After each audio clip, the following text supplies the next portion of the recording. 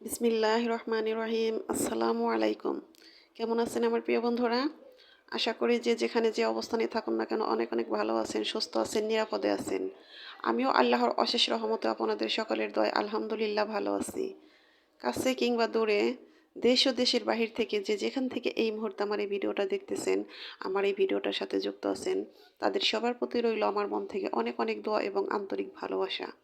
তো বন্ধুরা, ভিডিওর শুরুতে একটা কথা, সেটা হলো লাইক। যারা এই মুহূর্তে আমার ভিডিওতে যুক্ত আছেন প্লিজ মনে করে একটা লাইক দিয়ে দিবেন।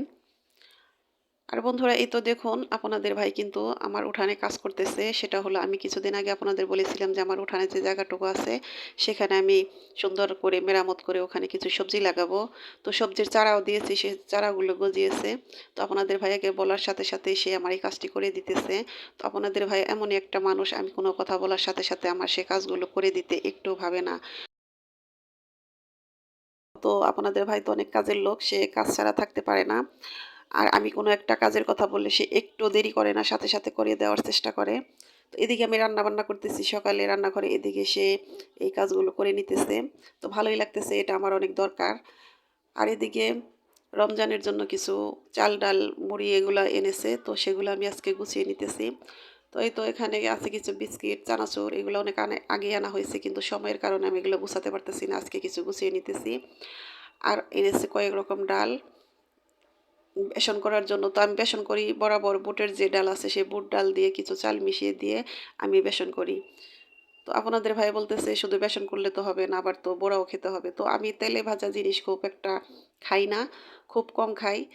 তো এনেছি কি আর করার, সেগুলো এখন আমি মেরামত করতেছি। আর এনেছি খেজুর, এটার জন্য কি খেজুর 300 টাকা কেজি নিয়েছে, সে 1 কেজি খেজুর এনেছে। আর এখন এগুলো আমি গুছিয়ে তারপরে আবার দুপুরে রান্না করব। এদিকে আপনাদের ভাই কিন্তু দুয়ারে উঠানে কাজই করতেছে। তো আমার প্রিয় আপুরা দেখতেছি আরও 15 দিন বা 1 মাস আগে থেকে রমজানের প্রস্তুতি নিতেছেন। তো আমি সেরকম কোনো প্রস্তুতি নিতেছি না, আমার সেরকম কোনো প্রস্তুতি নেই। তো হালকা পাতলা যেটা না করলেই নয় সেটা করতে হবে। তো এই যে ডালগুলো এনেছে এগুলো আমি রোদে শুকাতে দিয়েছি। তো অনেকগুলো করে ডাল এনেছে, মনে হয় যে 1 কেজি করে। অ্যাঙ্কার ডাল, খেসারির ডাল, আর হলো বুটের ডাল, আর মশারির ডাল ওটা ঘরেই আছে। আর ছোলা এনেছে, এগুলো আমি এখন রোদে শুকিয়ে তারপরে কিছু দিয়ে বেসন করব। বড়ার জন্য কিছু ভাঙাবো আর কিছু রেখে দিব, কারণ এতগুলো আমার লাগবে না।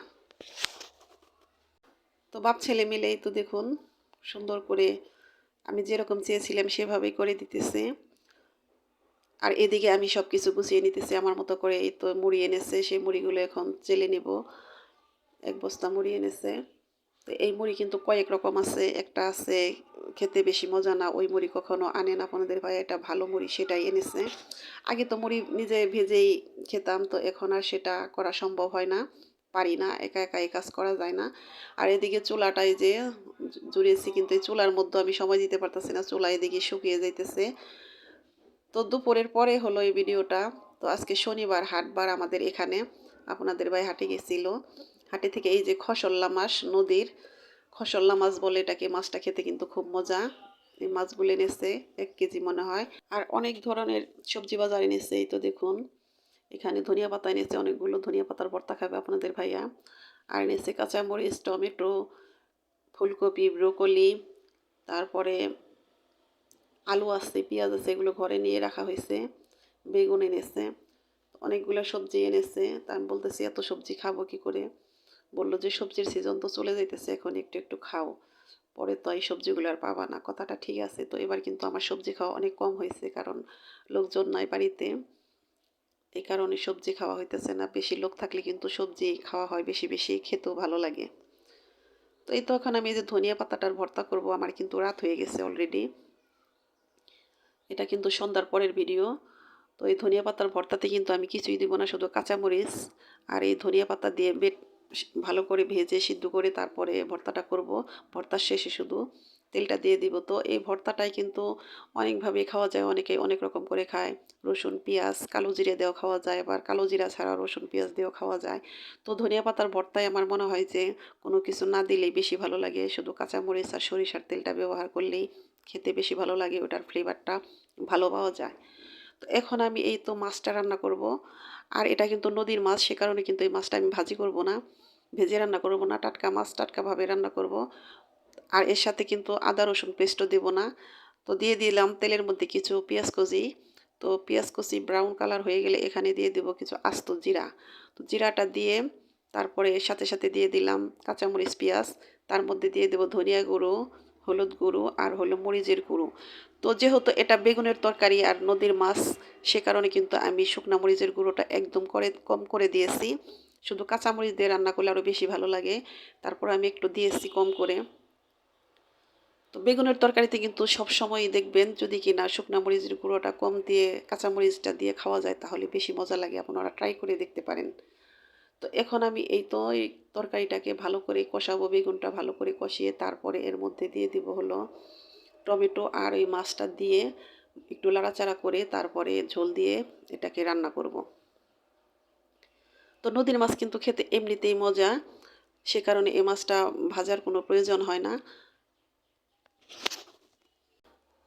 এখন এই তো দিয়ে দিলাম টমেটো, এর মধ্যে দিয়ে দেবো এখন এই তো মাছ। এই মাছের মধ্যে খসল্লা মাছ, এর মধ্যে কিন্তু ছোট ছোট ইলিশের বাচ্চাও আছে। এটা কিন্তু যমুনার মাছ।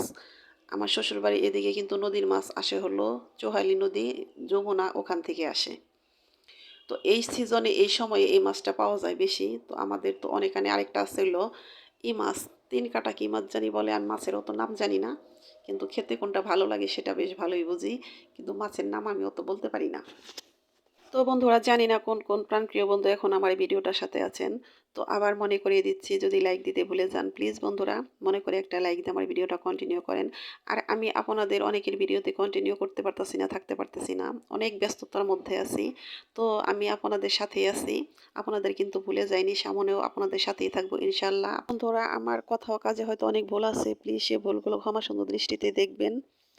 আমারও আমার পরিবারের জন্য আপনারা সবাই দোয়া করবেন। আমিও আপনাদের পরিবারের জন্য, আপনাদের জন্য সব সময় মন থেকে দোয়া করি। আপনারা সবাই ভালো থাকেন, সুস্থ থাকেন, নিরাপদে থাকেন।